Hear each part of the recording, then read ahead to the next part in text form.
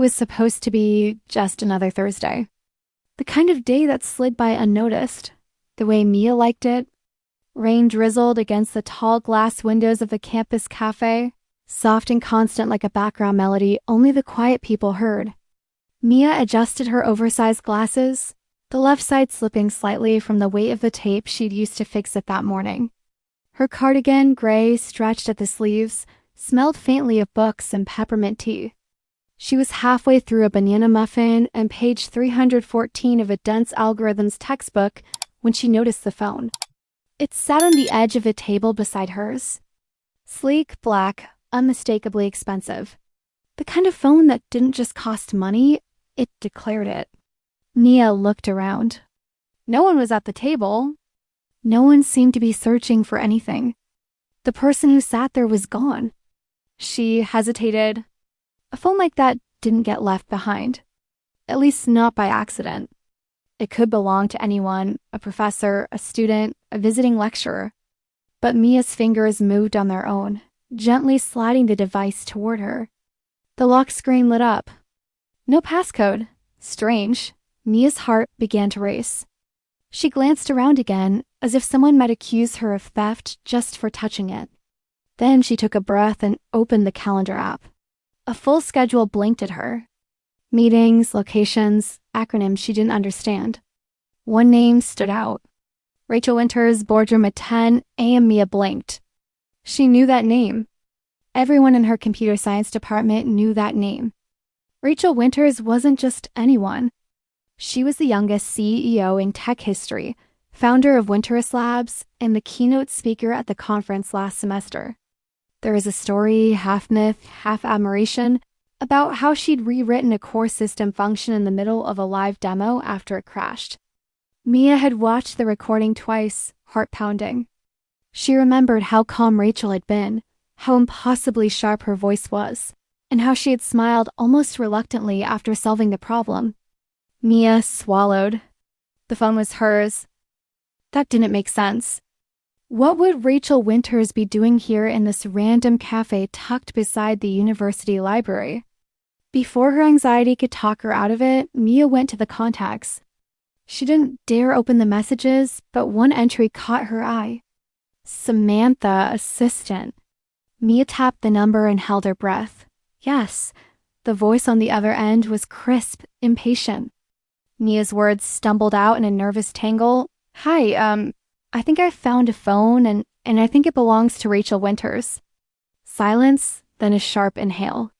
Where are you? Mia told her. Within 30 minutes, she had an address, a time, and a promise that someone would meet her in the Winter Labs building. She almost didn't go. Mia wasn't used to entering skyscrapers with polished floors and security desks. She wasn't used to anything outside of code, books, and her own head. But something inside her, the same thing that made her hold doors open for strangers and reshelf books in alphabetical order even when she didn't have to, told her she needed to return this. It was the right thing to do. She arrived at 4:42 p.m. Her shoes squeaked against the marble as she approached the receptionist. She gave her name. She was led into an elevator, 17th floor. Mia tried not to stare at the modern art on the walls or the subtle gold trim on the hallway floor. She tried not to feel like an imposter. When the office door opened, her breath caught. Rachel Winters stood with her back to her, framed by a floor-to-ceiling window, the city a blur of light and shadow behind her. She turned slowly, and for a moment, Mia forgot what breathing felt like. Rachel was taller than she looked in videos, sharper, but her eyes blue, assessing with something soft hidden beneath, locked onto Mia's face with sudden intensity. You found my phone? Rachel said, her voice lower than Mia expected. Mia nodded, holding it out with both hands. I just thought someone might be looking for it. Rachel didn't take the phone right away. She stared, not rudely, not coldly, but as if trying to remember a dream. Have we met before? Mia's heart jumped. No, she said too quickly. I don't think so. Rachel took the phone, their fingers brushing. Mia's hand burned at the contact. Thank you, Rachel said. Simple, direct. But there was something in the way she said it, as if those two words meant more than gratitude. Mia couldn't handle it. She mumbled a barely audible, "You're welcome," and turned. She didn't look back. She didn't see Rachel step forward as if to stop her. She didn't see her fingers hover just a second too long over the phone. But she felt the weight of the moment for hours afterward, like a second skin she couldn't remove. She had no idea that Rachel was still staring at the door long after she'd gone. No idea that Rachel hadn't seen that cardigan in 3 years. No idea that she'd been found. Naya couldn't sleep. Not because of midterms or unfinished projects, or even the fact that she'd skipped dinner. It was the woman's voice, measured, calm, low-pitched, that echoed in her mind like a persistent melody. Had we met before? The question had knocked something loose inside her. No one ever asked if they knew her. People forgot Mia's face seconds after meeting her. Professors looked past her. Classmates barely remembered her name. But Rachel Winters had looked at her as if she mattered, as if there was something to remember. And now Mia was spiraling. Her mind replayed every second of that strange encounter. Rachel's gaze, the silence that stretched just a bit too long, the faint crease between her eyebrows as if she were solving an equation only she could see. Mia buried her face in her pillow and groaned. She embarrassed herself again. But at least it was over. She would never see her again. She could go back to her quiet, safe life. Except she didn't want to. Not entirely. There was a part of her, a dangerous, unfamiliar part that wanted to see those eyes again. The next morning, she dragged herself through her Friday classes like a ghost. She tried to focus on code, but the eye blurred before her. She tried to drink coffee, but it tasted wrong. By the time she got to the library for her shift, she felt like she was unraveling. At 4:17 p.m., her phone buzzed, an unknown number. Her stomach twisted. She stared at it for a long time before answering. "Hello, is this Mia?" The voice was female, professional. "This is Samantha, Miss Winter's assistant." Mia froze. She gave me your number. "I hope that's okay." Yes. She asked me to reach out with an opportunity. Ms. Winters is offering you a paid internship. Flexible hours technology division, starting immediately if you're available. Nia blinked. "I what?" "You'd be assisting Ms. Winters directly." She was impressed with how you handled returning the phone. Said you were organized, discreet, resourceful. Mia's mouth went dry. She was a senior in computer science. She'd applied to internships before, tech startups, academic labs, government research programs, but none of them had called back yet. None of them had ever offered her something like this, something personal. "May I send the offer letter to your email?" Samantha asked. "Winters would like to meet with you Monday if possible." Mia agreed before her brain caught up with her mouth. After the call ended, she sat in silence. Then she stared at her reflection in the dark window across the library. Who even was she right now? Monday came too quickly. Mia stood in front of the Winters Labs building again, heart racing. She wore her cleanest jeans, a soft blue blouse, and the same cardigan she always wore. Her glasses were the same too. She had thought about switching to contacts, but lost her nerve. She didn't want to pretend she wasn't someone else. She was Mia, and Mia didn't belong in buildings like this. But the receptionist smiled at her like she was expected. She was given a badge. Taken to the elevator. 17th floor again. When the doors opened, Rachel was waiting. Not an assistant. Not security. Rachel. She wore a navy blue blazer, a dark green blouse, and no makeup except for a sweep of color on her lips. Her eyes, ice and fire, sharp and soft, lit up when she saw Mia. "Hi," she said simply. Mia stared, then blinked. "Hi, come in." Rachel turned, leading her down a hallway of glass-walled offices, her heels soft against the carpet. "We won't take long. I just wanted to personally offer you the position and thank you again." Mia followed like she was in a dream.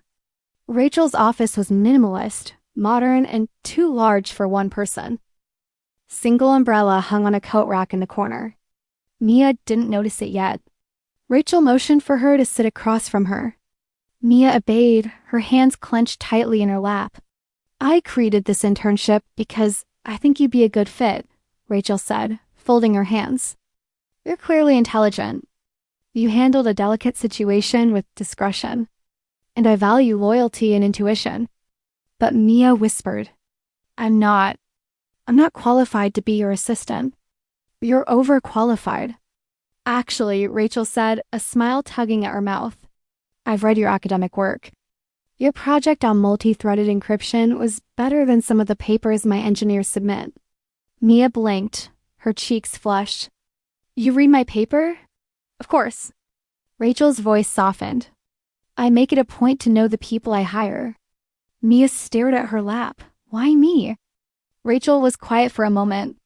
Then she said, because I want to work with people who see the world differently, who don't push themselves into the spotlight, but still manage to leave an impact. Mia glanced up. Rachel's gaze met hers.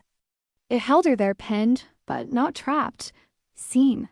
I think you have more to offer than you realize, Rachel added. And I'd like to give you a space to explore that. The air between them thickened. Not with tension exactly, but with something unspoken, something charged. I'd like to accept, Mia said. Rachel smiled full this time. Good. She stood and extended her hand. Mia rose and shook it. Rachel's hand was warm, firm, and lingered just a moment too long. Welcome aboard, she murmured. And as Mia walked out of the office, she dared to glance back. Rachel was still watching her. A flicker of something passed between them. Not quite recognition, not quite curiosity, but something. And Mia felt it deep in her chest. Something had shifted. Something had begun. The first week of the internship didn't feel real.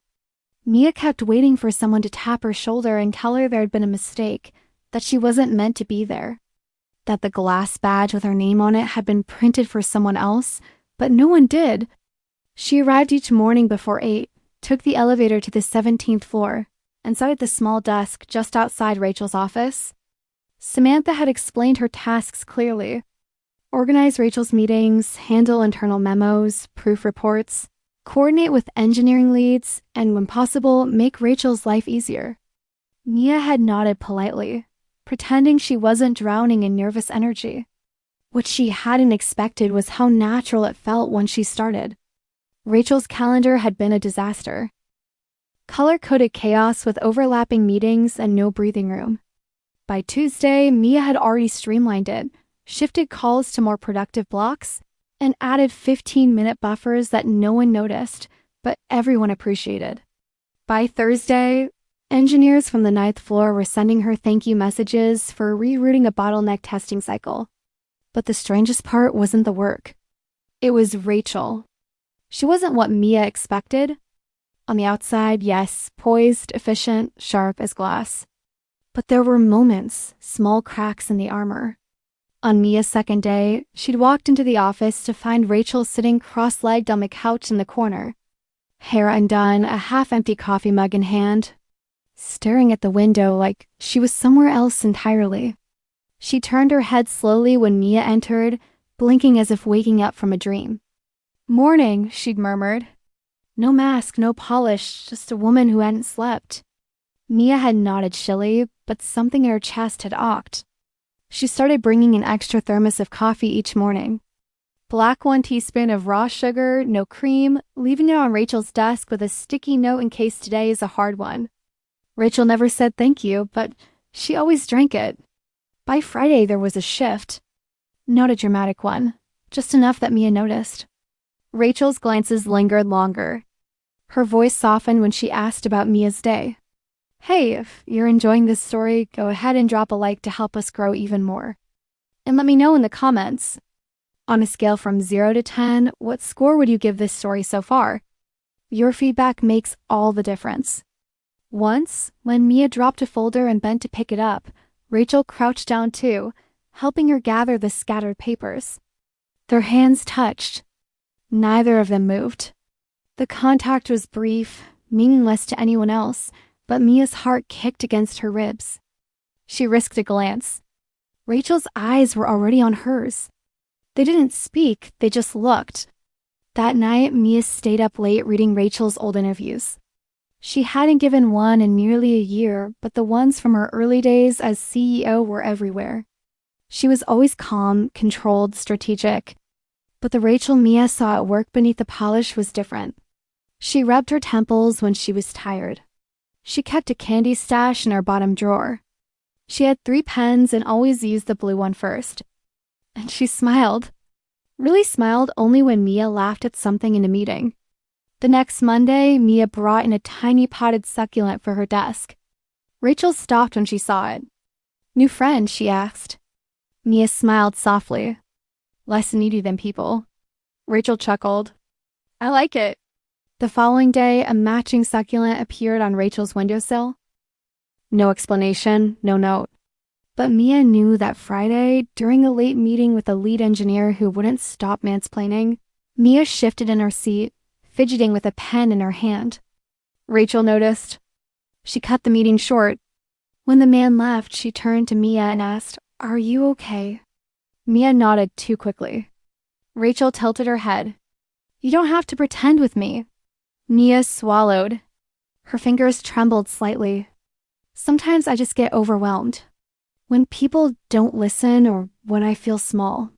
Rachel's expression softened. "You're not small, Mai." Her voice was steady, grounded. "You do more in a week than most people do in a month. And you make this place quieter, better." Mia's breath caught. Rachel stepped closer, but not too close.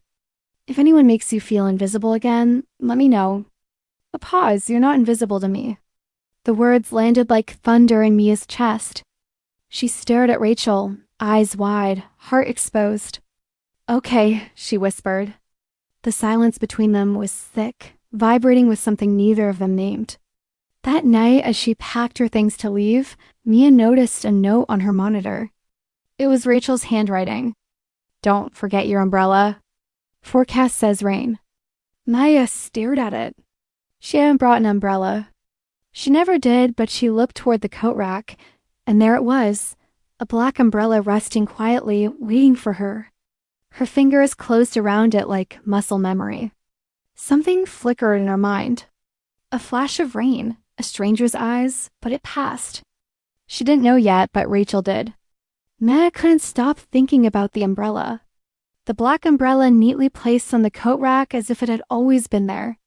She stared at it that night, fingers brushing over the handle, almost expecting it to answer her unasked questions. Was this really a coincidence? She hadn't mentioned the weather. She never did. But Rachel knew. Rachel always knew. And Mia wondered just for a fleeting second if Rachel had been the one to leave it there. If she had been watching her that entire week, subtly reaching out in the only way she knew how. But Mia pushed the thought away. She had no right to entertain it. It was just a small gesture, nothing more. Right? The next morning, Mia showed up at the office as usual. Rachel had already arrived, her heels clicking against the polished floors as she moved through the open plan space. Mia felt a flutter in her chest when she saw Rachel. She always did, and every time their eyes met, it was like a spark ignited. Small, but enough to keep her grounded throughout the day. That morning, Rachel asked Mia to sit in on a meeting with the senior engineers. Mia didn't even blink. She knew her place: assistant, intern, observer. But Rachel was different today. More present, more aware of Maya. Throughout the meeting, Rachel caught Mia's eye a few times, smiling faintly when Mia caught her watching. Mia didn't know how to handle the warmth in those glances. She tried to stay professional, but it was hard. Everything felt charged. At lunch, when they went to the break room to grab something to eat, Rachel surprised her. "Mia," she said softly, her voice a little lower than usual. "Would you like to join me for dinner tonight?" Mia blinked. "Dinner?" Her voice cracked and she quickly cleared her throat. "With you?" Rachel's smile deepened, but there was something almost nervous about it. "Yes, with me." "I've been meaning to ask you for a while, but I never had the right moment." Mia's stomach flipped. She nodded, unsure of what to say. Sure, I'd like that. Rachel seemed relieved, but she didn't say much more. The rest of the afternoon passed in a blur for Mia. She barely managed to concentrate. All she could think about was the fact that Rachel Winters had invited her to dinner. She didn't know what to expect. It wasn't like this was the first time Rachel had been kind to her, but something about the invitation felt different. It felt like a moment where they were no longer just CEO and assistant, but two people trying to navigate something new and unpredictable. When the evening came, Mia found herself standing outside a trendy restaurant, her fingers trembling as she adjusted the collar of her jacket. She hadn't expected Rachel to choose a place so nice. She had expected something low-key. Instead, the place was chic with a long line of fancy cars parked outside. Mia swallowed hard. Rachel appeared a moment later wearing a sleek black dress that hugged her figure and made her look effortlessly stunning. She looked out of place in the city's glittering lights. But that was Rachel Winters. She always looked like she belonged to another world, one Mia could never quite enter. Except now Mia was walking beside her. Rachel smiled when she saw Mia. "You look beautiful," she said softly, and Mia's heart skipped a beat. "I'm glad you came." "I thank you," Mia murmured, her voice small and unsure. She wasn't used to compliments, especially not from someone like Rachel. As they entered the restaurant, Rachel guided her to a secluded corner table. The soft hum of quiet conversations surrounded them, but the space between them felt electrified. Rachel didn't speak much at first.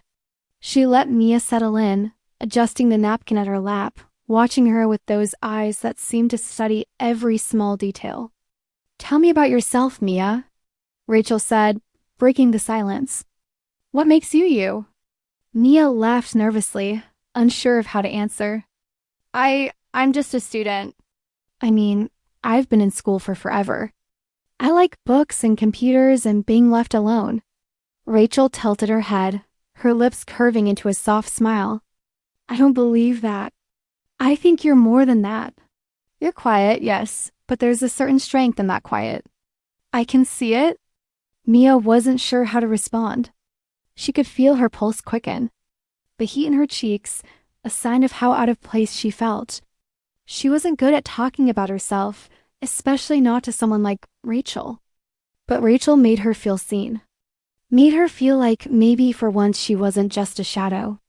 Their dinner passed slowly, the conversation meandering from topics of school to Rachel's life as a CEO. There was something about the way Rachel spoke openly, honestly, with a slight vulnerability in her voice that made Mia want to listen, to understand her. The night was almost over when Rachel's hand brushed against Mia's. Just a fleeting touch, but enough to send sparks through her skin. "I'm glad you're here, Mia," Rachel said quietly, her voice thick with emotion. "I've been wanting to get to know you for a long time." Mia looked down at their hands, still resting close together. She didn't know how to respond. Everything felt too big, too intense. But when she looked up into Rachel's eyes, she saw something there, a depth, a softness that made her heart ache. "Me too," Mia whispered. The words hung in the air between them, unspoken and yet louder than anything they'd said all night. Neither of them moved. Neither of them knew how to move. When the check arrived, Rachel paid, her fingers lingering a moment too long as she handed the waitress a generous tip. Mia didn't say anything, but she noticed. And when they stood to leave, Rachel's fingers brushed hers again, longer this time. "I'll walk you home," Rachel said. Mia didn't protest. She couldn't. It started raining halfway through the walk, soft and steady like the night was exhaling. Mia didn't mind. She liked the sound of it, the hush of water on pavement, the rhythmic tapping against Rachel's umbrella. They shared it without speaking, shoulders brushing lightly with every step. Mia couldn't tell if Rachel was doing it on purpose or if they were just too close, but either way, she didn't move away.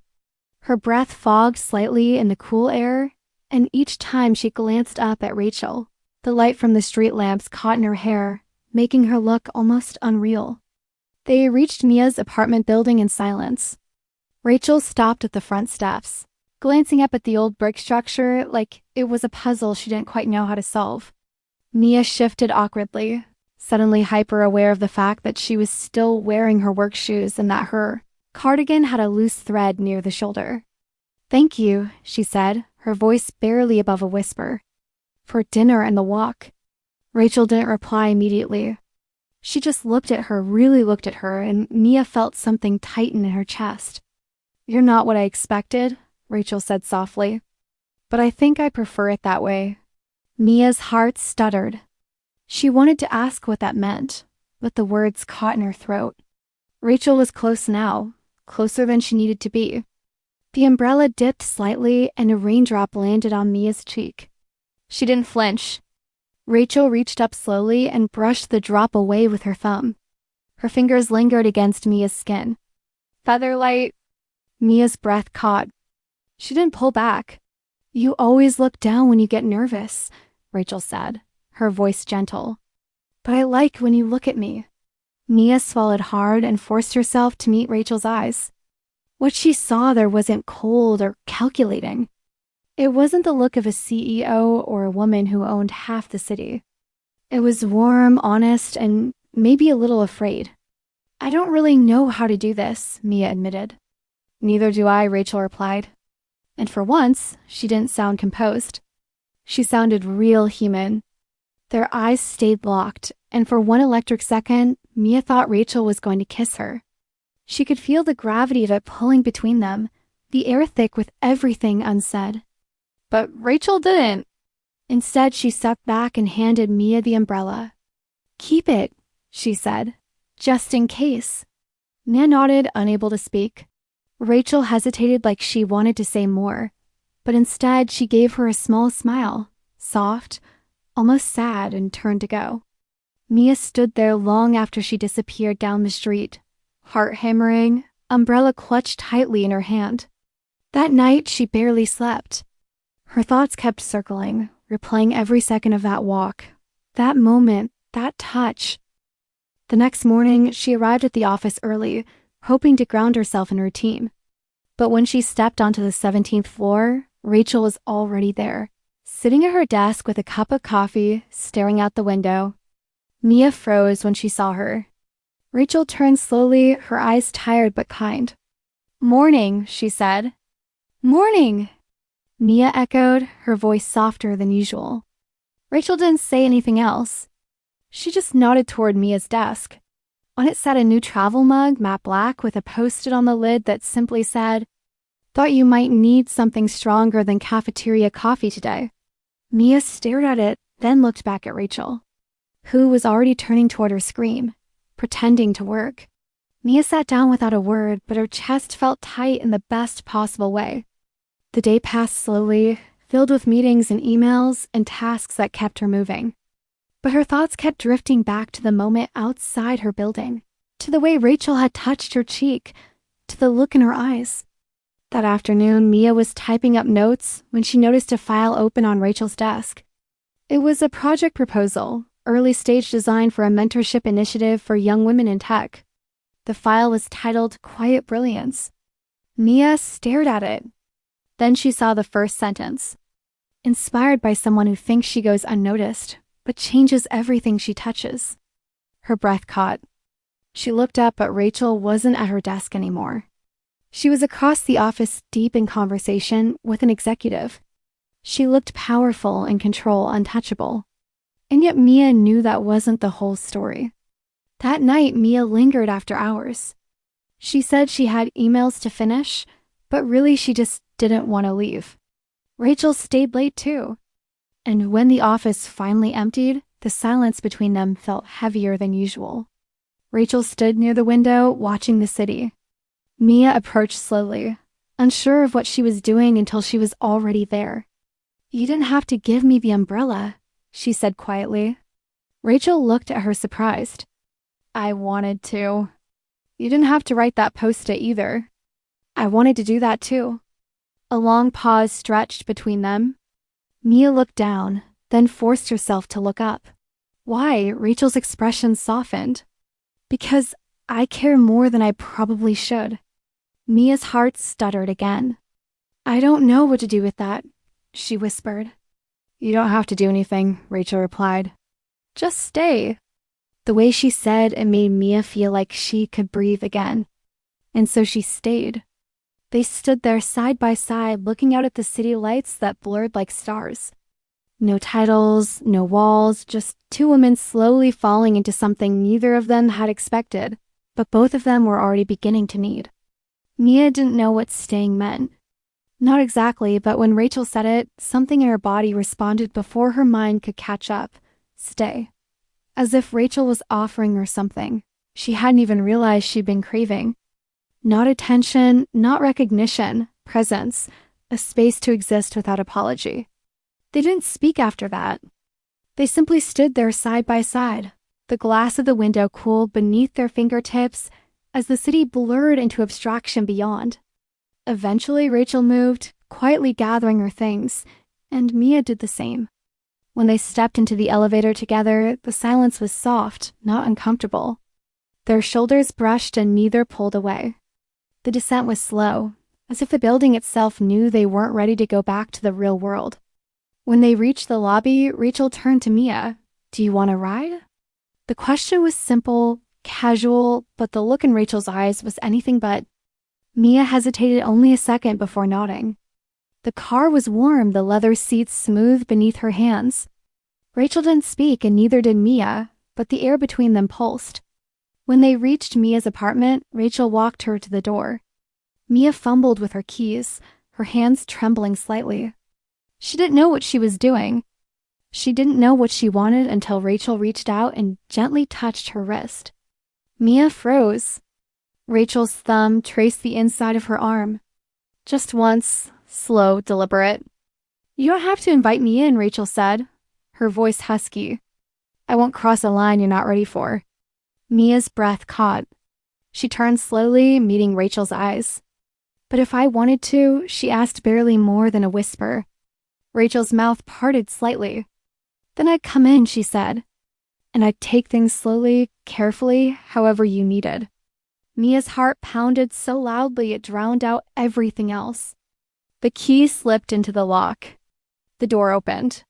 She stepped inside and turned back. Then come in. The door clicked shut behind them.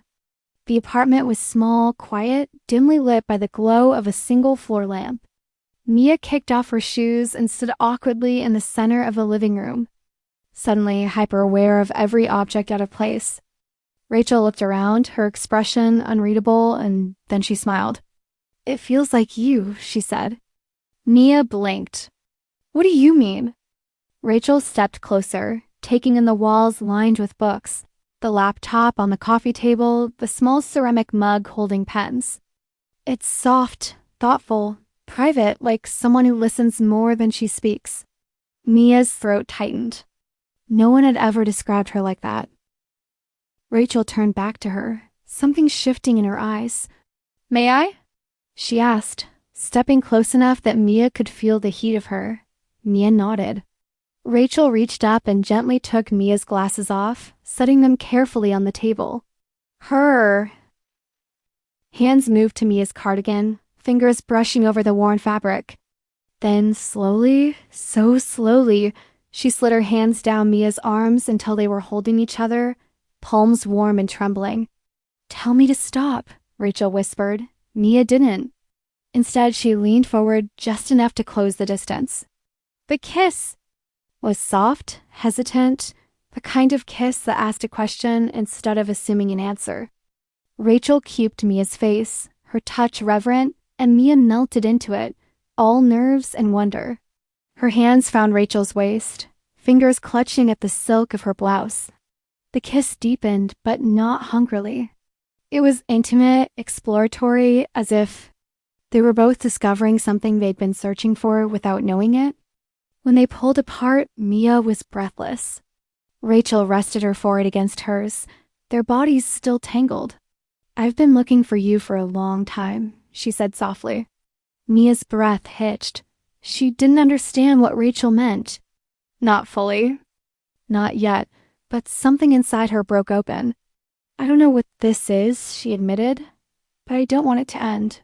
Rachel smiled. and it was the first time Mia saw her drop every wall. Then it won't, she said, not unless you want it to. They sat on the couch afterward, close but not touching, their hands brushing from time to time. Mia told her about her childhood, her fear of being seen, how the library had always felt like a sanctuary. Rachel listened, really listened, and then shared pieces of her own story. How leadership felt like armor, how success sometimes tasted like loneliness, how she never forgot the kindness of a stranger who once handed her a black umbrella in the middle of a storm. Mia froze, her breath caught in her throat. What did you say? Rachel looked at her. The umbrella, she said quietly. 3 years ago, I was stranded outside a hotel after a board meeting. It was raining, and a girl I'd never met handed me her umbrella and walked away before I could ask her name. I never forgot her. Mia stared at her, heart pounding. She stood slowly, walked to her front closet, and pulled out the umbrella Rachel had given her days ago. She turned it over in her hands. There, stitched faintly into the fabric near the handle, was a tag. Her breath hitched. Find her. No matter how long it takes, she looked up. Rachel was watching her, silent, vulnerable. Mia didn't say anything. She walked back, sat beside her, and took her hand, and then she kissed her again. Not questioning this time. Not tentative. This kiss was a beginning, a promise. Rachel didn't stay the night. Not because she didn't want to, but because she knew she needed to give me a space to breathe. After that second kiss, slow, certain, irrevocable, they had remained. Tangled on the couch, holding each other in silence, neither of them ready to break the spell. Mia had fallen asleep briefly with her head resting on Rachel's shoulder, her body tucked close like she belonged there, like maybe she'd always belonged there. When she stirred again, embarrassed, Rachel only brushed her hair back gently and whispered, I should go. Mia nodded, but her fingers clung to Rachel's hand just a second too long before letting go. Rachel left her with one last kiss, soft and lingering against her temple, before slipping into the night with a promise in her eyes. The next morning, Mia woke up in a daze. Everything felt unreal. The umbrella still sat on the table like a symbol of something sacred, and her lips still tingled from the weight of Rachel's. She was terrified and exhilarated and so full of feelings, she didn't know where to put it. At work, nothing was the same, and yet everything was. Rachel greeted her with a nod, a glance that lasted longer than it should have, and a cup of coffee already waiting on her desk. No words, no shift in tone. But the way Rachel looked at her now made Mia's skin hum. The way she stood slightly closer during meetings. The way her fingers grazed my ass when handing her a file. The way she waited at the end of the day until the office was nearly empty before murmuring, "Stay a little longer." Mia always said yes. The secrecy between them wasn't planned, but it felt right. This was theirs. Quiet, slow, unfolding like the first breath after a long silence. One night near the end of the week, Rachel invited her up to the penthouse floor. Mia had never been there. An executive only space with panoramic windows and velvet chairs no one ever sat in. Rachel led her to a corner where the city lights looked like stars and the skyline stretched endlessly beyond the glass. Sometimes I come here when I can't sleep, Rachel said. It's too quiet at home, too empty. Mia stood beside her, hands clasped in front of her, unsure what to say. Do you sleep better now? She asked quietly. Rachel looked at her. When I think of you, yes. The words hit something deep in Mia. She turned, her breath caught in her throat, and saw Rachel's expression open. Stripped of any defense, Mia reached for her without thinking. Rachel pulled her into a kiss that was different than the others. Not tentative, not cautious. This kiss was slow, but hungry, aching, and reverent. Mia pressed closer, letting herself feel it fully. Her hands sliding beneath Rachel's blazer, fingers curling into the softness of her blouse. Rachel's arms wrapped tightly around her. One hand cradling the back of Mia's head, the other pressed firmly against the small of her back, as if anchoring her to the moment. They didn't speak as Rachel gently backed her into the couch and guided her down. The mood shifted, still tender, but with an urgency beneath it that neither of them could ignore anymore. Rachel kissed her slowly, deeply, like she was memorizing the shape of her mouth, the taste of her skin. Mia's fingers trembled as they moved over Rachel's waist, unsure, afraid to go further. But Rachel broke the kiss and whispered, "You're safe. Whatever you want, nothing more." Mia looked up at her and saw it. Patience, restraint, a kind of desperate reverence. She nodded. Her voice was a breath. "Stay," Rachel did. They moved slowly, breath sinking, bodies learning each other with a gentleness that felt holy. Every touch was permission. Every sigh of promise. They didn't rush. There was no need. This wasn't about possession. It was about presence, about being fully, entirely seen. Later, wrapped in one of Rachel's coats and sipping tea in the soft light of the rooftop lounge, Mia leaned her head against Rachel's shoulder. "I feel like I'm dreaming," she murmured. Rachel kissed the top of her head. "You're not. But why me?" Mia asked softly, her voice cracking. "Out of everyone. All the people you could have, why me?" Rachel looked down at her, her fingers brushing Mia's knee in slow circles. "Because you were the first person who saw me and didn't want anything. You didn't even know who I was. You just handed me a piece of your kindness and disappeared." Her voice faltered.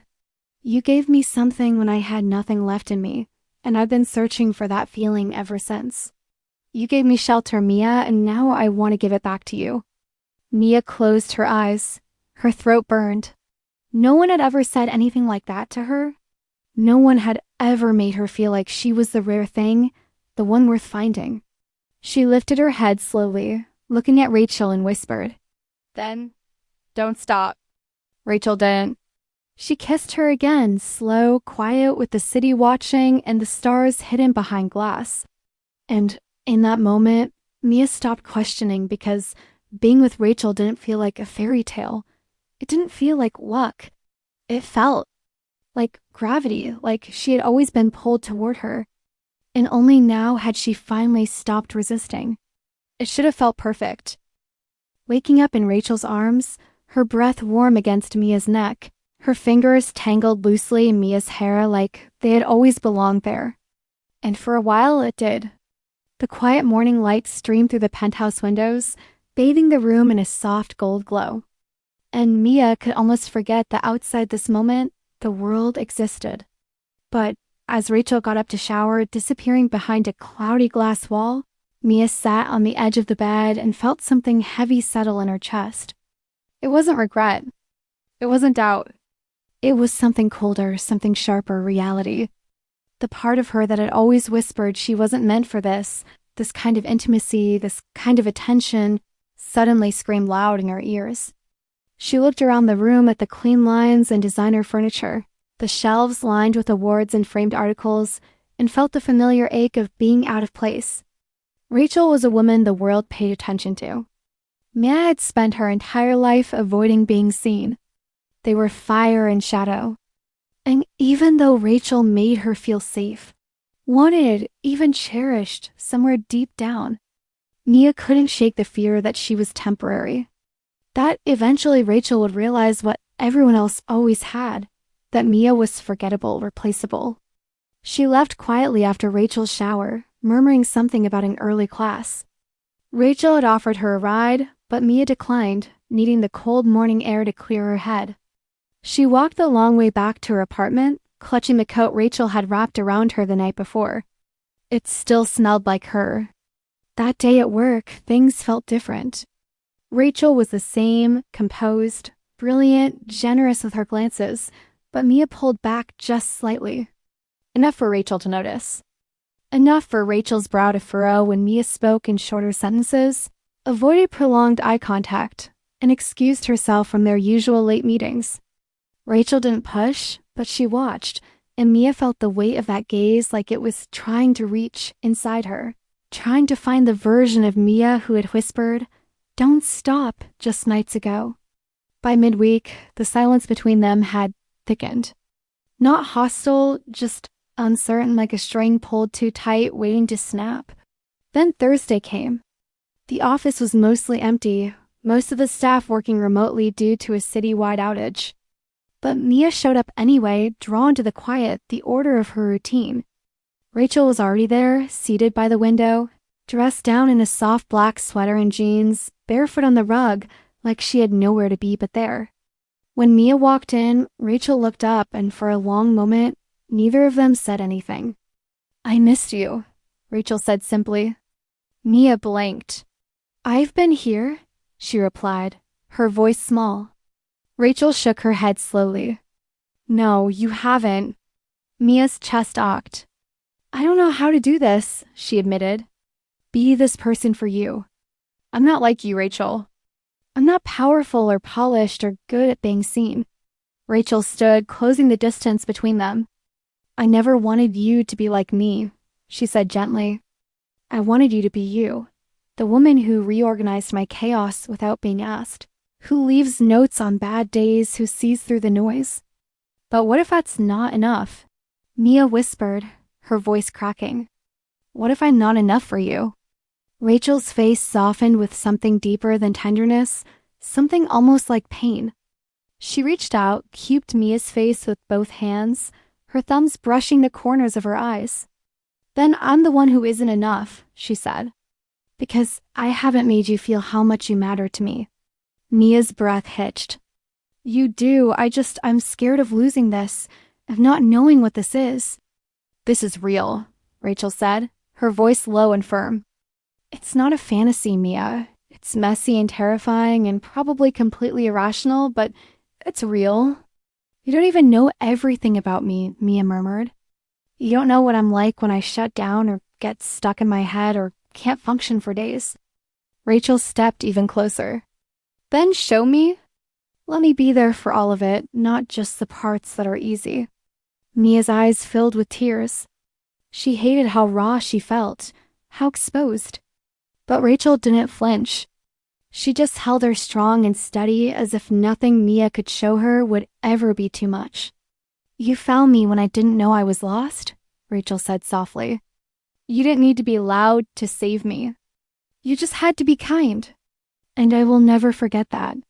Mia leaned into her, pressing her face into Rachel's shoulder, breathing in her scent like it could hold her together. "Don't let me push you away," she whispered. "Even if I try." Rachel's arms wrapped tighter around her. "I won't," she promised. "I see you, all of you, and I'm not going anywhere." For the first time in days, Mia believed her. For a few weeks, things found a rhythm. Mia and Rachel moved around each other with a kind of intimacy that didn't need explaining. Quiet looks exchanged across the office. The warmth of a hand on a lower back in passing. The gentle brushing of fingers beneath desks when no one was looking.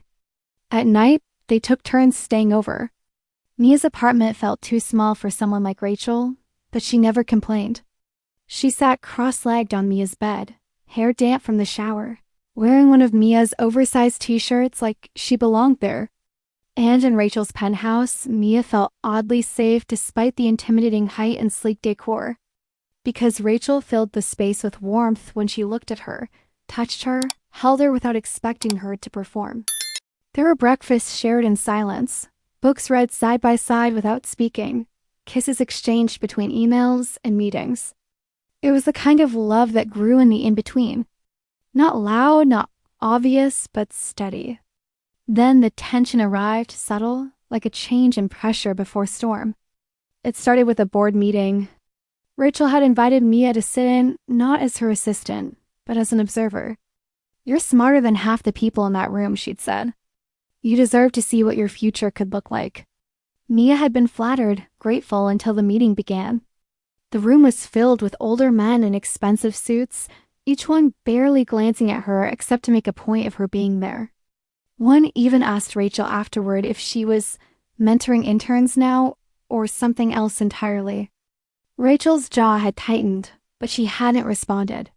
And that silence echoed in Mia's chest long after they left the room. She knew Rachel had to pick her battles. That being the youngest woman in that space was already a fight. But Mia couldn't help feeling like a liability. Like being next to Rachel meant putting her in a position to be judged, diminished, questioned. That night, Mia pulled away. Not obviously just enough. She canceled plans with a vague excuse. Didn't respond to a goodnight message until morning. She hated herself for it, but the feeling wouldn't go away. The idea that she was the weak link in Rachel's perfect, unbreakable image. When Rachel showed up unannounced at the library the next day, wearing jeans and a soft black coat, holding a coffee Mia hadn't asked for, she looked more like the woman Mia kissed in the dark than the CEO people whispered about. She didn't say anything. She just handed Mia the drink and sat beside her at the empty study table. "Tell me," Rachel said, her voice calm but uncheckable. Mia stared down at the cup. "It's nothing." "You're lying." "It's nothing you can fix," Mia whispered. "I don't want to be the reason people talk. The reason you're doubted?" Rachel's fingers grazed hers under the table. "You're not the reason." "They are." "But they only talk when I'm around." "Then let them talk." Rachel said, "I spent half my life trying to be perfect in rooms full of people who didn't want me there. I won, and I'm not going to start hiding now just because you're scared." Mia flinched.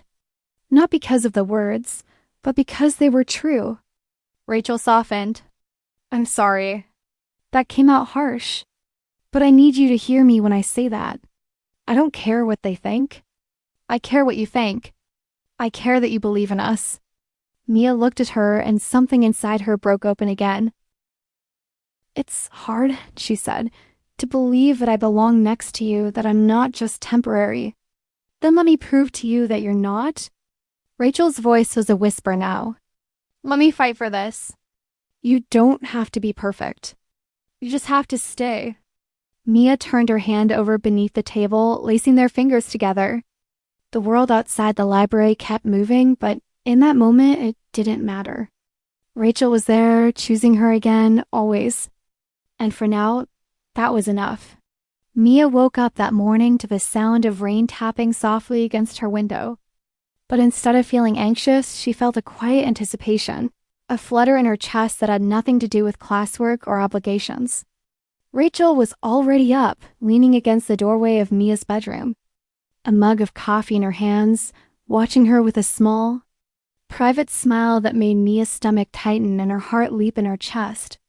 "Morning," Rachel whispered, her voice low and intimate, the kind that made her sound closer than the space between them allowed. Mia sat up, rubbing the sleep from her eyes, trying to appear casual, though her fingers trembled slightly as she reached for the mug Rachel offered her. "Did you sleep?" Rachel asked, stepping closer, the heat from her body brushing against Mia's without touch, and Mia nodded, words caught somewhere between shyness and awe. "Good," Rachel murmured, setting the mug down and moving to sit beside her on the edge of the bed. Their knees brushed, a fleeting contact that sent warmth spiraling through Mia. "I thought we could go for a walk before work," Rachel continued, her hand sliding casually, deliberately across the blanket until it rested lightly against Mia's wrist. Mia felt herself inhale sharply. She nodded again, unable to form words, her heart hammering, pulse quickening. Outside, the rain had eased into a gentle drizzle, and the city looked silver under the muted morning light. They walked without speaking, side by side, the silence comfortable, the kind that could hold 1,000 unsaid words and make them feel enough. When they reached a quiet park tucked between tall office buildings, Rachel stopped near a bench and turned to Mia, eyes catching the soft reflection of the wet pavement. "I've been thinking," Rachel said, voice low, almost hesitant, about how quickly everything changed between us. How fast I felt like I needed you. How long I've been looking for someone who sees me, not the CEO, not the image, not the reputation, but me. Mia swallowed hard, her chest tightened. "I don't know what to say." Rachel smiled softly, a little crooked, a little nervous, the kind of smile she rarely allowed anyone to see. "You don't have to say anything. Just listen. Just be here." Mia's hand found Rachel's fingers threading together naturally, as if they had always belonged that way. Rachel's thumb brushed over the back of her hand, slow, deliberate, and Mia felt heat spread from her chest through her entire body. She wanted to speak, to confess, to pour everything she felt into words. But instead, she leaned closer, resting her head lightly against Rachel's shoulder, letting the quiet pulse of the city around them fade into nothing.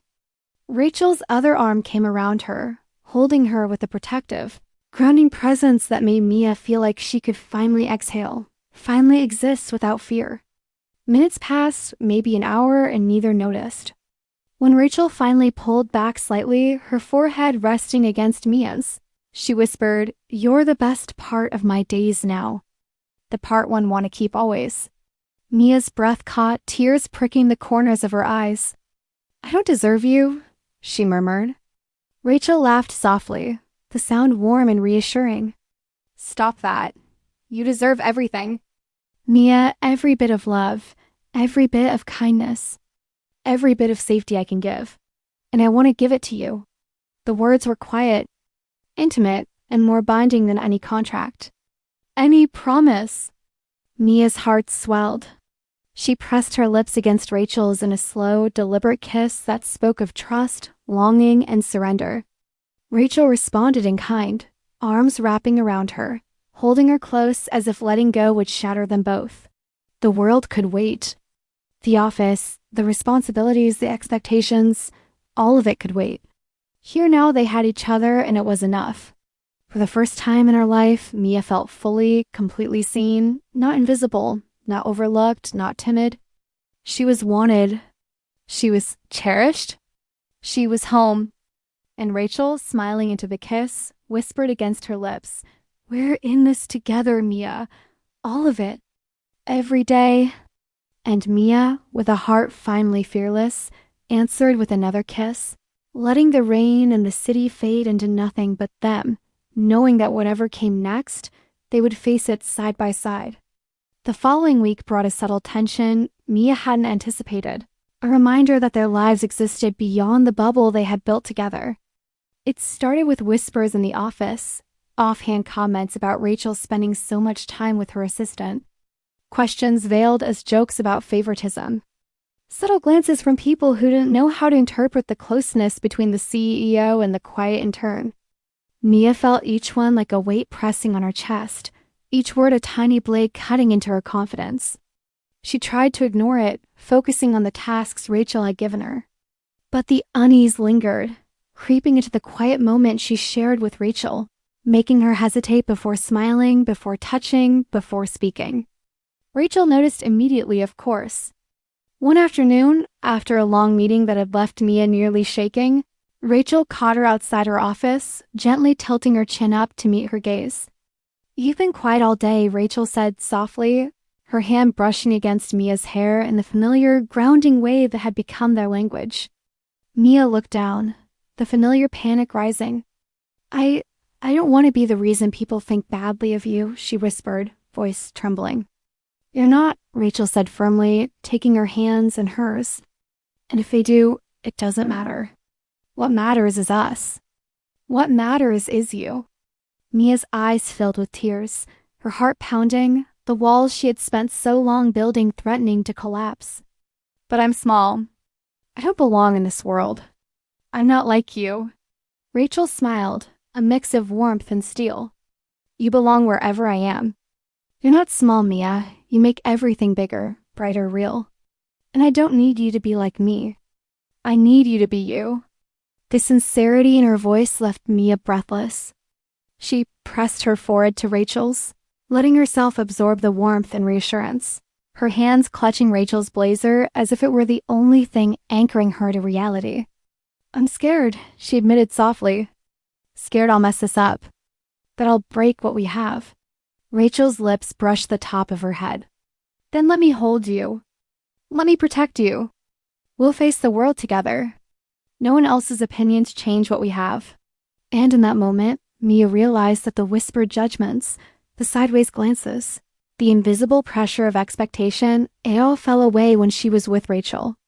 She leaned in, lips meeting Rachel's in a slow, firm kiss that carried every fear, every doubt, every heartbeat.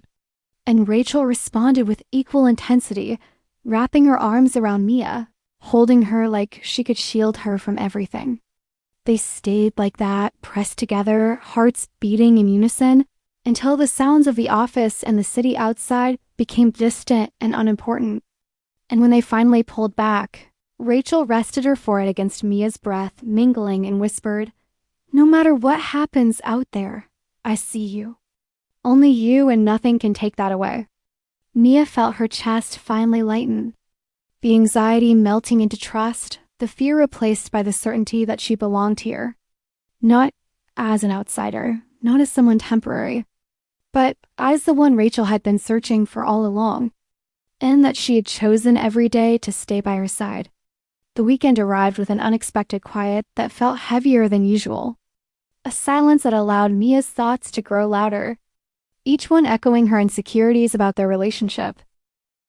She sat on the edge of her bed, staring at the umbrella Rachel had given her days ago, the memory of the notes stitched into the fabric making her chest ache with both longing and fear.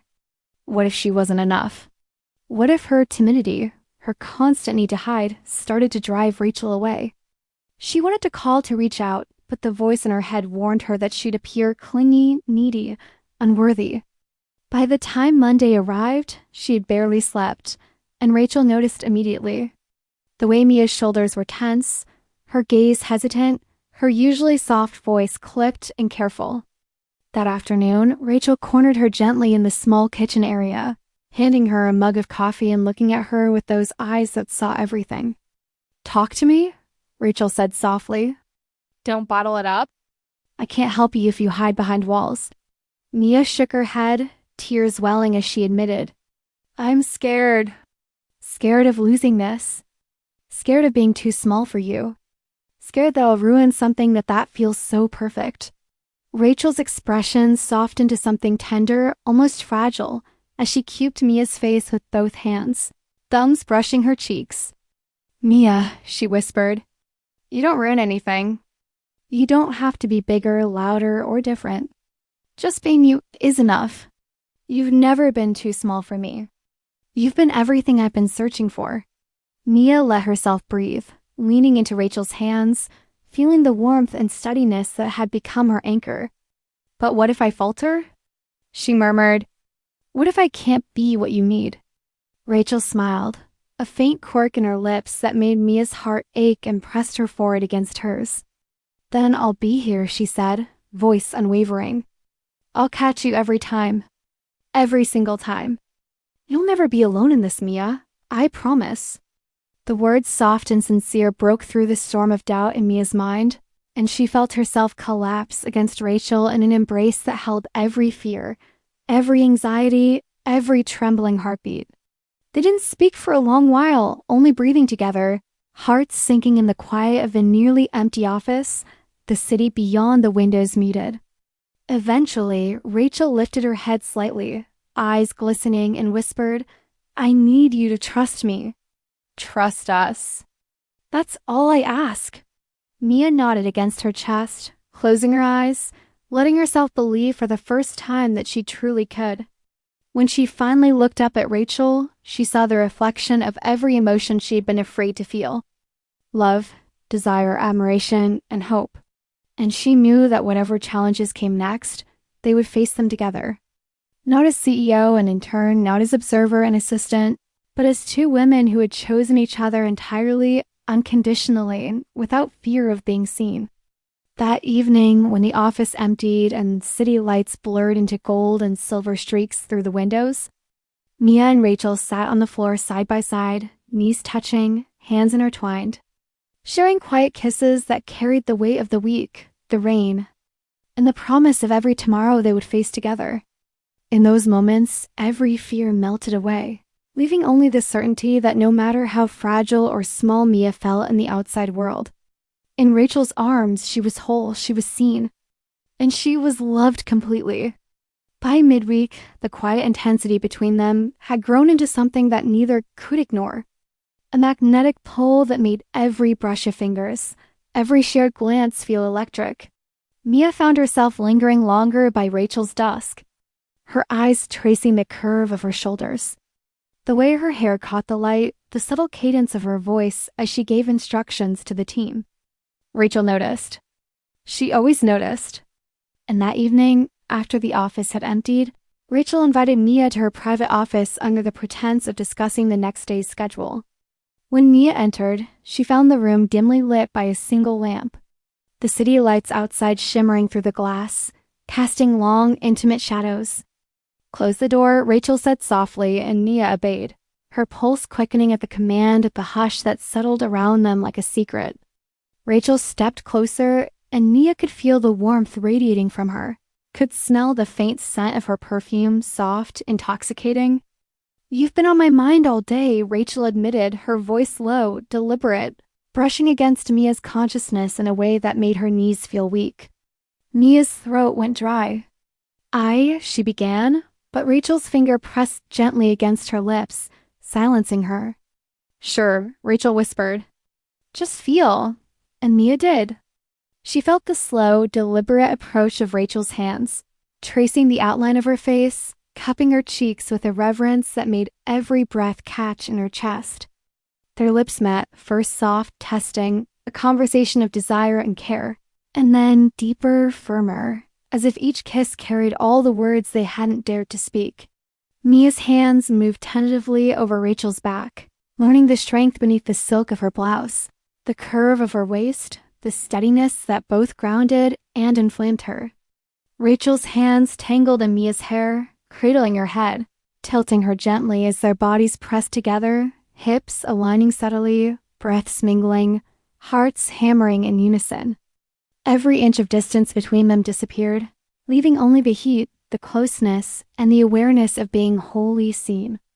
Rachel pulled back just slightly, forehead resting against Mia's, lips brushing the corner of her mouth. "Tell me to stop," she whispered, breath hot and intimate against Mia's skin. Mia shook her head, voice barely a whisper. "Don't." And Rachel smiled, pressing her lips to Mia's again, hands exploring, learning, affirming a slow, deliberate dance that made every insecurity melt into trust. They sank to the floor together, knees and torsos entwined, the soft hum of the city fading until it was only them. Only the rhythm of their breaths, only the careful, reverent exploration of each other's presence. Time ceased. There were no titles, no roles, no judgments. Only two women discovering the full weight of desire, of care, of love that had been building in quiet moments for weeks. When they finally paused, nestled together against the floor, Mia whispered, "I've never felt this safe with anyone." Rachel's lips brushed the top of her head.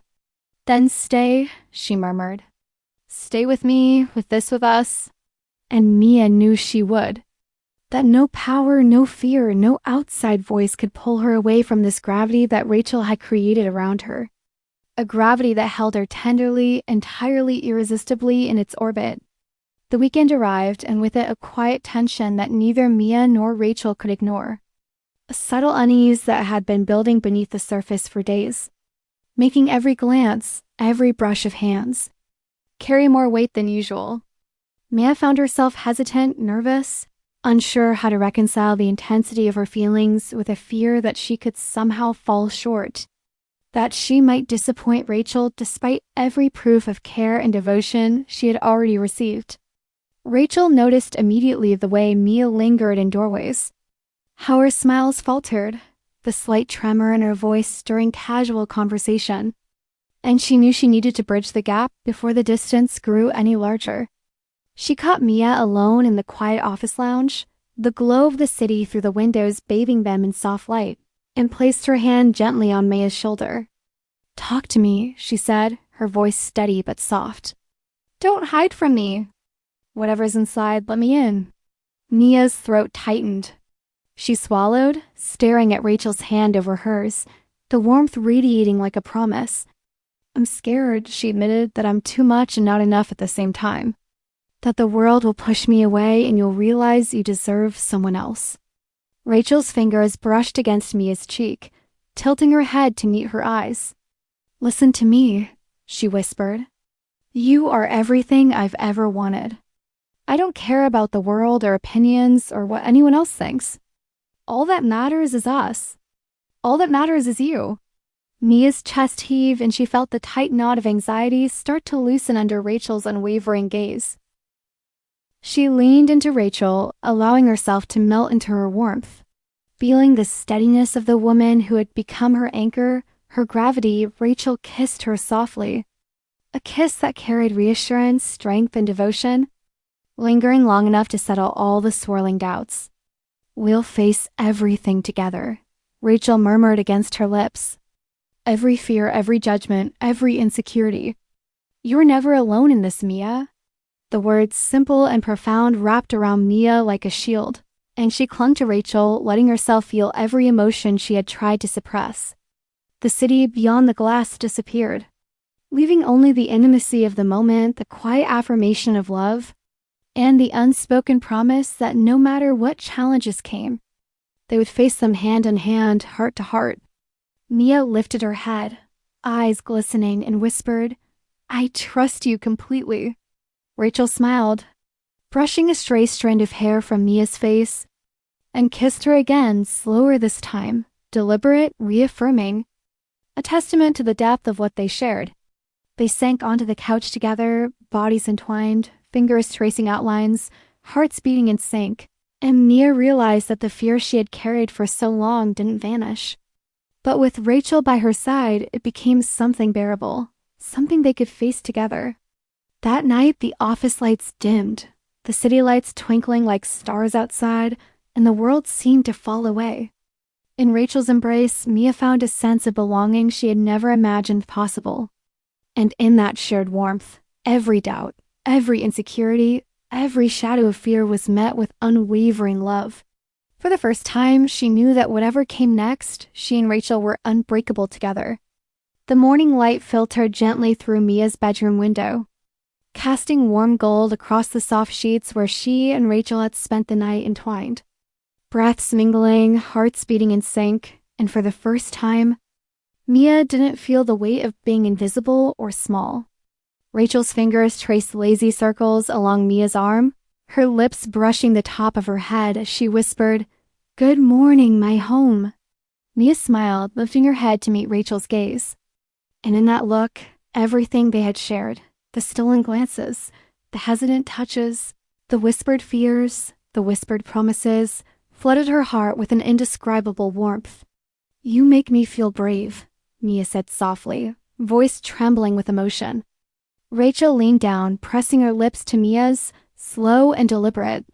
A kiss that carried gratitude, devotion, and unspoken words of love that spanned months of longing. "You've always been brave," Rachel replied, smiling into the kiss, her hands cradling Mia's face, her thumbs brushing tenderly across her cheeks.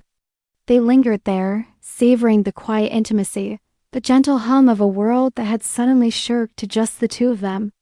When they finally pulled back, Rachel entwined their fingers and led Mia to the kitchen where she had prepared a simple breakfast. A small note beside it reading, "For the girl who changed my world." Mia laughed softly, feeling warmth flood her chest. A mixture of joy and disbelief at how completely her life had transformed. After breakfast, they sat by the window, wrapped in a shared blanket, watching the city come alive with movement, traffic, and noise, and yet feeling untouched by it all, cocooned in their own universe. Rachel pressed her forehead against Mia and whispered, "I found you once, 3 years ago in the rain, and I will never let you slip away again. You're my anchor, Mia, my home, my heart." Tears slipped down Mia's cheeks, and she traced Rachel's jawline with trembling fingers. Whispering, "And you're mine completely." They kissed again, lingering longer this time, not needing to speak because everything was set in touch and breath and the rhythm of their bodies pressed together. That day and every day after they moved through the world side by side, hearts tethered, souls entwined, sharing quiet moments and fiery kisses, laughter and whispered confessions, proving that love, when chosen fully, fiercely and tenderly, was unstoppable. The black umbrella sat in Mia's apartment, a silent testament to the beginning of it all. And every time she saw it, she smiled, remembering how a small act of kindness had rewritten both their lives forever. In Rachel's embrace, Mia felt safe, seen, and loved beyond measure. And in Mia's presence, Rachel found the humanity, the softness, and the joy she'd been searching for all her life. There were no doubts left, no fears strong enough to shake them, only the certainty that they had found each other, and that together they would navigate every sunrise and storm to come. And in that certainty, with rain softly falling outside and the city alive below, they kissed once more, full of promise, full of love, full of everything they had ever dared to hope for. And the world felt infinite, and theirs alone. If you enjoyed this content and want to support the channel in a special way, try clicking the thanks button below. It's the one with the heart and $sign icon. With super thanks, you can make a direct contribution to the channel, which helps me keep creating awesome videos for you.